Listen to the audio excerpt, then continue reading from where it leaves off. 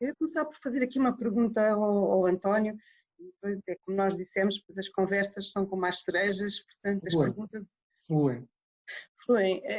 Pronto, nós gostava de falar aqui um bocadinho sobre a globalização da humanidade. Isto parece quase filosófico, mas não é.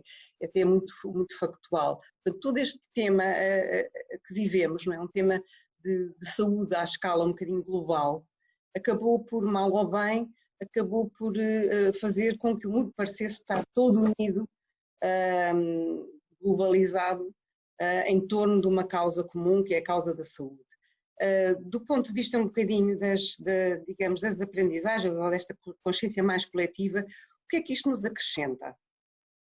Maria João, acrescenta-nos seguramente ficarmos mais conhecedores das nossas fragilidades, mas também igualmente das nossas potencialidades. Quero dizer com isto que esta pandemia, esta causa comum que hoje globalmente nos anima a combater, a desenvolvermos de uma forma eficaz para o seu combate, esta crise que temos de pandemia pública, de saúde pública, traz com ela uma outra dimensão, que é o problema da economia. E tal como Portugal tem feito, e na minha opinião tem feito bem, nós estamos a preservar o mais possível, a conter o mais possível a saúde pública, mas não esquecendo, como não podemos esquecer, a economia, porque, como alguém disse e eu corroboro, não podemos combater a pandemia, a saúde pública, salvaguardando a saúde pública, e depois descobrirmos, depois desse combate, que estamos mortos porque não temos economia. E isso à escala global é uma verdade também. Consciencializarmos a enorme dependência que, apesar da tecnologia, da ciência, de toda a evolução que a humanidade tem sentido, percebemos em pleno século XXI, em 2020, que afinal uma coisa microscópica nos faz tão frágeis, tão pequenos, tão débeis, tão dependentes, que aquela arrogância que alguns têm, aquela soberba que muitos desenvolvem, não vale a pena, somos tão pequenos, tão frágeis, e sentimos que isso à escala global fez um chamamento ao melhor de cada um, mas também acaba por realçar, em alguns casos, o pior de alguns de nós. Mas vamos pelo melhor, porque sou de facto pela positiva, esta consciencialização de que dependemos uns dos outros, esta global consciência que temos que coletivamente, globalmente resolver o problema, traz a outra dimensão, simultaneamente, a da economia.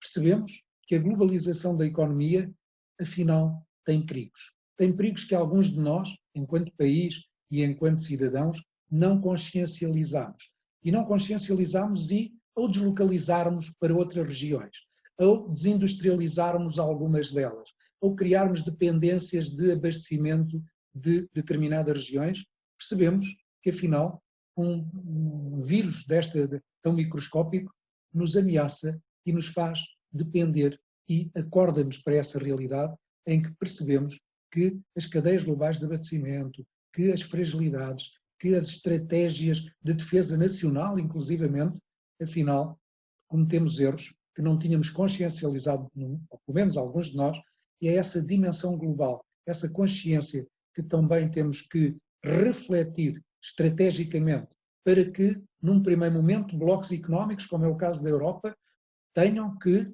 regredir na sua estratégia de deslocalização e voltar, no caso do Bloco Económico Europeu, a reindustrializar, a não depender, como hoje depende, de outras regiões, porque neste combate das economias, neste combate da competitividade das nações, a Europa começa a estar seriamente prejudicada, na minha avaliação. Mas depois, dentro da própria União Europeia, dentro da própria Europa, perdão, temos assimetrias, porque a economia alemã não compara com a economia portuguesa, desde logo, e por isso, neste combate que estamos a fazer, quer na resposta que estamos a dar à pandemia em termos de defesa da saúde pública, quer na resposta que os Estados estão a dar às suas economias, a Alemanha, há outros, mas porque destes dois exemplos, Alemanha e Portugal, a Alemanha está a responder com um esforço em função do seu PIB muito maior, incomensuravelmente maior, do que Portugal está a fazer. E por isso, aqueles que têm hoje dimensões, capacidades, sobreviverão a toda esta pandemia de uma forma diferente, e as assimetrias que temos hoje no mundo, temos-las igualmente na Europa, e é bom que todos façamos uma reflexão que da mesma maneira que temos que combater a pandemia, salvaguardando a saúde pública, temos que olhar para a economia, porque é da economia, é das empresas, é da riqueza que criam, é do emprego que criam, que está a sobrevivência e o tamponar de uma crise social a que esta pandemia nos pode levar. Por isso, Maria João, sintetizando, porque as minhas explicações acabam sempre por ser longas, temos esta consciência, ganhamos esta consciência que a globalização nos demonstrou a fragilidade, a pequenez que temos e daí a solidariedade de todos nós neste mesmo combate à pandemia, mas não deixa de nos despertar também para as maldades de uma globalização económica que hoje nos faz perceber que estamos dependentes e porque dependentes estrategicamente expostos. Temos que refletir e temos que agir. Muito bem, portanto estamos todos muito mais conscientes disso, não é? Um pouco este sentido de urgência a que nos confinamos, vá lá, está-nos a dar muito essa noção. No fundo estamos muito iguais do ponto de vista do vírus e muito desiguais do ponto de vista da forma como nos podemos defender em termos até de sociedade. Eu gostava também agora que o António me ajudasse aqui um bocadinho a refletir sobre o seguinte: nós de facto estamos do ponto de vista da sustentabilidade financeira bastante abalados, não só do ponto de vista das famílias, mas também do ponto de vista das empresas. Estou a dizer abalados para ser um bocadinho redonda, não é? Mas em particular, e porque sei que tem uma paixão especial pelas PMEs, não é? As PMEs são feitas de empreendedores e os empreendedores normalmente são pessoas que gostam de criar, não é? Gostam de ter o poder de criar, não se travam nos primeiros momentos da maratona, arriscam e gostam de criar e de facto Portugal está com pouca folga financeira, não é? E vejo, como seria normal, nós estamos a olhar para o futuro e temos muita dificuldade em ter uma visão para o futuro. Ainda há muito pouco tempo, tive aí também uma talk em que eu defendia, se não é possível nós sabermos completamente para onde vamos, temos pelo menos que saber caminhar fortalecidos, saber caminhar o melhor possível, porque é disso que faremos um futuro melhor. Mas voltando aos empreendedores que gostam de criar e que estão sem capacidade de ver um bocadinho para a frente, que conselhos é que o António lhes poderia dar? Conhecemos alguns empreendedores, não é? Muitos empreendedores. Conselhos? Maria João, como todos sabemos, o tecido empresarial português é composto, na sua esmagadora maioria, por micro e pequenas empresas. Como sabemos, 96% do tecido empresarial português é composto por esta miríade de micro e pequenas empresas. Depois temos poucas médias empresas e muito poucas grandes empresas. E se tivéssemos mais grandes empresas do que temos, seguramente o nosso futuro, o nosso passado ter-se-ia construído de outra forma e o nosso futuro estaria muito mais assegurado. Mas enfim, somos o que somos, temos esta matéria-prima e é com esta matéria-prima que temos de trabalhar e vamos trabalhar, como aliás temos trabalhado até aqui. É uma característica do empresário português empreender, porque empreender, ousar, arriscar, está no ADN do empresário. Seja no jovem empresário que inicia um negócio, seja naquele que já mais maduro de vida tem o seu negócio, desenvolve, cria outros negócios, outros ramos de atividade, diversifica novos mercados, novos produtos, novos serviços. Mas que conselho, pergunta-me a Maria João, que conselho dar aos empreendedores? Que não percam este ADN, porque não se nasce, ou melhor, não se fazem empreendedores.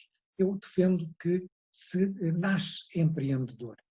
Muitos de nós não saímos, não queremos, não temos esse ímpeto de sair da nossa zona de conforto, seja ela qual for. E muitos de nós ficam agarrados a essa zona de conforto sem se inquietarem com a vida, sem se desafiarem, sem se superarem. E o empreendedor tem essas características inatas. Inquieta-se, supera-se, arrisca, ousa. E é essa característica que, sendo, na minha opinião, inata, não se pode perder. Que conselhos? Pois isso mesmo, que não desanimem à primeira, que não se deixem vencer, que não desanimem, porque é um lugar comum, mas é verdade, cada crise encerra sempre uma oportunidade.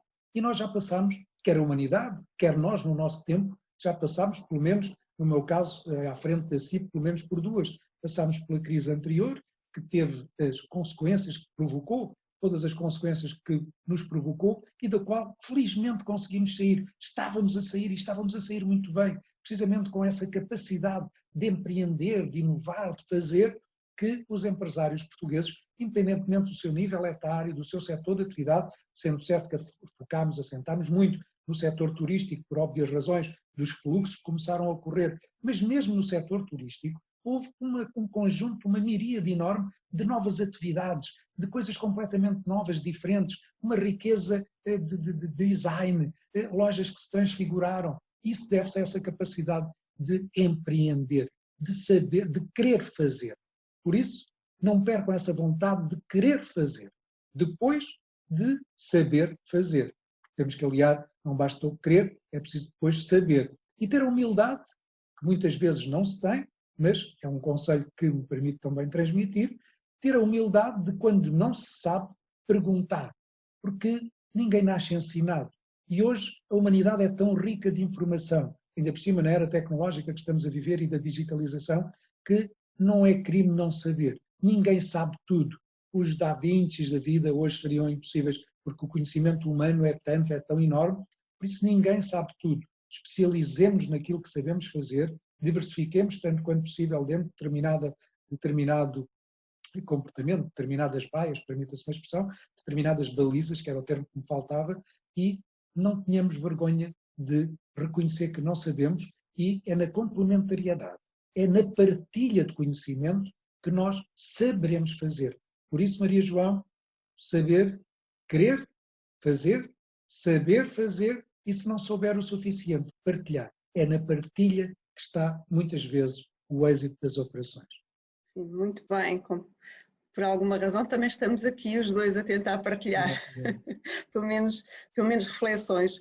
E é muito inspirador ouvir o António, e de facto acho que há momentos de dúvida muitas vezes nesta caminhada que temos tido. Muitas vezes. Não é? E é verdade, é bem verdade que já nos sentimos sem perceber muito bem para onde íamos, mas a perceber que não se podia parar, não é? Tenho conversado com muitas pessoas que estão de facto à frente das organizações ou de equipas e digamos, dar o exemplo de se estar ativo, nem que seja à procura do melhor caminho, porque eu posso estar ativo à procura. Não tenho que ter logo a receita ali, não é?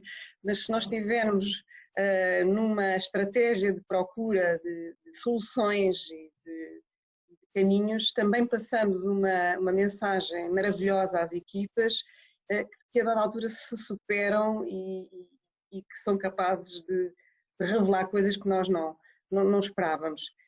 Nós tivemos um bocadinho aqui, naturalmente, que sem esperar, tivemos todos que ir para casa e tivemos todos que continuar a trabalhar de uma forma muito diferente. Tem-se falado muito disso, há até muito trabalho neste momento a correr para compreender como é que vai ser o futuro, ou já está a ser, mas gostava de ouvir o António em relação à opinião face a como é que esta organização de trabalho que temos tido, que tem sido uma organização a partir das nossas casas, tem revelado coisas que podem ser boas para o futuro. E será que há aqui novos equilíbrios que não sabíamos? Que lições é que nós podemos tirar? Algumas delas, não é? Podemos tirar, que são boas e que nos ajudam. Claro que ainda estamos nós todos num processo de aprendizagem com esta nova realidade a que fomos, diria, forçados por causa da pandemia. E conceitos como que já vinham sendo discutidos, como o teletrabalho, tiveram aqui uma aceleração enorme, porque, tal como estávamos a caminhar na transição digital, para a economia digital, esta crise veio acelerar essa transição e fez-nos dar um salto, está a provocar saltos que de outra forma demorariam mais tempo, eventualmente 2, 3 anos a conseguirmos, e que a crise, como todas, como eu dizia, teve este mérito de nos catapultar mais repentinamente, mais aceleradamente para estas novas metodologias, para a utilização destas ferramentas, esta que estamos a usar e outras, o Skype, o Teams, enfim, todas aquelas que são utilizadas e que permitem que em teletrabalho os colaboradores ou os gestores ou os empresários, todos nós, toda esta cadeia que constitui a empresa, nos relacionemos em teletrabalho, obviamente nas áreas administrativas, porque é impossível, como se diz no chão de fábrica, em ambiente fabril, fazer teletrabalho, porque há trabalho que tem que ser feito pelo próprio, presencialmente, no chão de fábrica, como eu disse. Mas todas estas funções mais administrativas, mais de escritório, aceleramos para esta descoberta da utilização destas ferramentas eletrónicas e o teletrabalho, como eu disse, já vinha sendo discutido em sede de concertação social, aquele local onde governo, parceiros sociais patronais e parceiros sociais sindicais se encontram à razão de uma reunião por mês para avaliar determinadas práticas, metodologias, legislação, emitir pareceres, já vínhamos nessa sede fazendo uma antevisão de como seria o futuro do trabalho e como seria este futuro do teletrabalho e o futuro do próprio trabalho, porque também não podemos esquecer que isso está presente.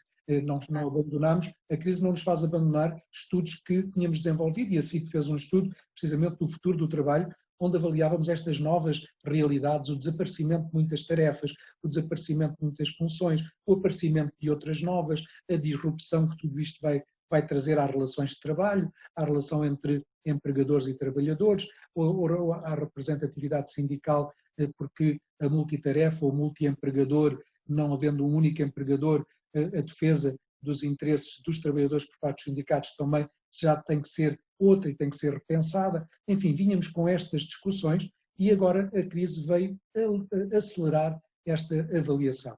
E sim, acho que o teletrabalho veio para ficar e, na minha avaliação, e estamos, repito, ainda num processo de aprendizagem, porque ainda estamos em contenção e só a partir do próximo dia 1 de junho é que vamos abrir, diria, totalmente às atividades económicas, por isso ainda estamos em contenção e ainda estamos obrigados a teletrabalho, aqueles que o podem fazer em teletrabalho, obviamente, mas estamos a alterar e vamos manter essa alteração de atitudes, vamos ter novas atitudes. Eu, na minha função, enquanto Presidente da CIP, fartava de viajar para o Porto, para Faro, para Coimbra, para Aveiro, enfim, não quero por omissão ferir suscetibilidades de nenhuma região ou de nenhuma cidade, mas era o nosso dia-a-dia, viajar de carro, de avião, por aqui, por ali. Isso vai ser substancialmente alterado, porque nós descobrimos que uma plataforma destas reúne-nos e avaliamos e decidimos sem necessidade de estar fisicamente presente. Até hoje as assinaturas, como sabemos, a leitura dos cartões e toda esta tecnologia já permite até assinarmos contratos independentemente da sua importância. Enfim, estamos a assistir profundas alterações nos hábitos de trabalho administrativo e elas vieram para ficar, não tenho dúvidas, o que fará com que alteremos hábitos de deslocações, de mobilidade, de partilha maior ainda de tempo de família, porque também aí a conciliação de trabalho e família era uma dimensão que vínhamos discutindo e o facto de estar em teletrabalho e teremos que também ajustar esta nova realidade a práticas que têm que ser equilibradas, porque teletrabalho exige determinadas condições do estar em casa e isso não pode ser ferido de interesse, porque há as crianças que nos chamam, há a campainha que toca, o ir à porta, enfim, há aqui toda uma conciliação de questões que o futuro vai seguramente cimentar, vamos encontrar esse equilíbrio do estar em casa e trabalhar em casa, conciliando a família e o trabalho ali presencialmente, permanentemente, enfim, novas realidades, nova mobilidade e os transportadores, as gasolineiras que se cuidem porque têm nesta nova realidade alguma redução de receita e também elas terão que se repensar, enfim, aqui permita-se apenas a brincadeira, todos nós temos que reinventar os nossos modelos de negócio e esta aceleração vem desafiar-nos precisamente para isso. Muito bem. Aqui no meio deste ciclo que temos estado a viver, o António já teve assim algum dia assim mais caótico do ponto de vista digital? Assim, algum que se lembre? Maria João, sem querer exagerar, eu acho que todos os dias se tornaram caóticos, porque quando entramos neste sistema de teletrabalho e quando começámos a experimentar estas plataformas, A primeira semana foi suave, porque ainda estávamos a tatear e que a utilização ficou rotineira. Eu não tenho feito outra coisa do que é sair do webinar para webinar, de conferência para conferência, e aquele tempo de deslocação do carro, do cafezinho, do pastel de nata, perdeu-se porque saímos de uma reunião e entramos noutra e de outra e outra e assim sucessivamente.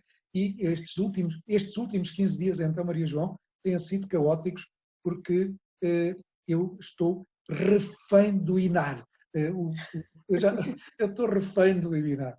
Tem sido caótico. E também aí temos que aprender a viver com esta situação. Claro. Sob pena de, mentalmente, isso poder trazer outra tipologia de doenças ou outra tipologia de comportamentos que têm que ser cuidados.